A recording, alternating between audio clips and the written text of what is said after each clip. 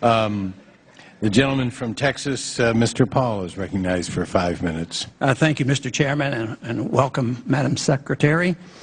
I have a general question I want to ask about foreign policy, but leading up to that question, I would like to mention first that the election had something to do with bringing about change in tone with our foreign policy, and I think there's been some very positive changes in tone, and many of us have argued for more diplomacy rather than more threats, so many of us are pleased with that. It goes back to the old saying of speaking softly and still being willing to carry a big stick. But sometimes I wonder whether that big stick doesn't get wielded a little too often and too often. But I do want to caution all of us that what we say is very important and can be very beneficial, but what we do is also very important, so that may cancel out the benefits of speaking more softly and being willing to talk and negotiate. Some people say that we shouldn't talk to our enemies, but I remember the Cold War rather well, and we did talk to Khrushchev and Mao Zedong when they were great threats to us. So sometimes I think that when we look at how we stood up to tens of thousands of nuclear weapons, that we should be cautious as far as what we might do in Pakistan and put it into a proper perspective. But my big concern is whether or not we can reverse the empire mentality that I think we have adopted over these many decades, and also the relationship of this to our financial burden. Though we are speaking more softly and would like to get some troops home, the first thing that was done was our DOD budget was increased by 9% in a time when our national debt in the last 12 months went up $2 trillion.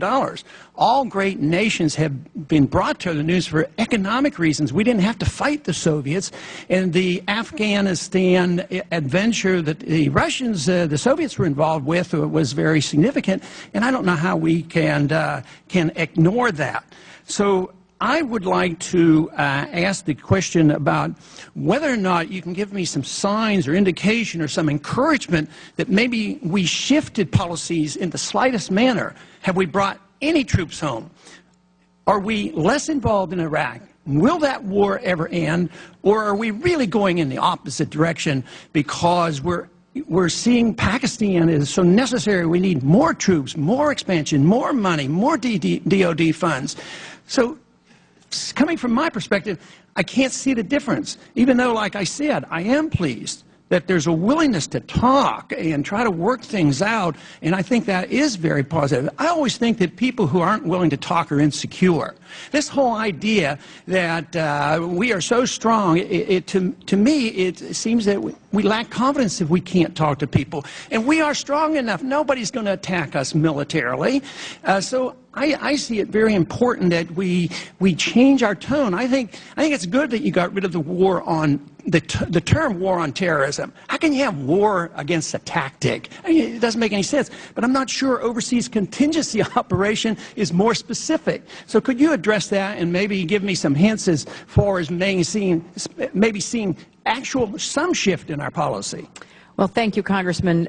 I think that the President's actions in these nearly 100 days do match actions with words, although I admit there is a lot more to be done. We are still sorting out everything we've inherited and trying to make sense of it. You know, we want to protect America's national security, but we think there are better and more effective ways of doing that. So we are ending the war in Iraq. There is a definite end date for our troops to be there. The President did close Guantanamo. The President is looking for ways to engage with those who nobody wanted us to talk to, which is a sea shift in how we are proceeding. Words and actions both matter. I mean, at the end of the day, actions count more, but you have to begin by at least articulating a new approach. In our budget, we have asked for more money for diplomacy and development. And the Budget Committee in both the House and the Senate cut back the President's request. It's kind of old thinking, in my view. I mean, the Secretary of Defense has said that there are fewer foreign service diplomats posted overseas than there are sailors and Marines on one aircraft carrier. There are more musicians in the military bands than there are diplomats across the board. So we are trying to shift this gigantic ship of state, Mr. Paul, and we are looking for your help to do so. And at the risk of going over our time, I just want to say, having campaigned during the last presidential election, you had the most enthusiastic supporters of anybody I ever saw. I'd love to hear that. Well, I mean, my goodness, everywhere I went, they were literally running down highways holding your signs. Now, I've never had a chance to tell you that, but your message obviously resonated with a lot of people. Thank you. You're going to encourage him.